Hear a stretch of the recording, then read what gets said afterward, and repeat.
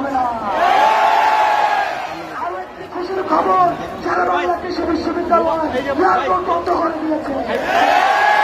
সারা বাংলাদেশের পাথুরিয়া টেকনাফ থেকে তেঁতুলিয়া আমাদের আন্দোলনে একাত্মতা ঘোষণা করেছে।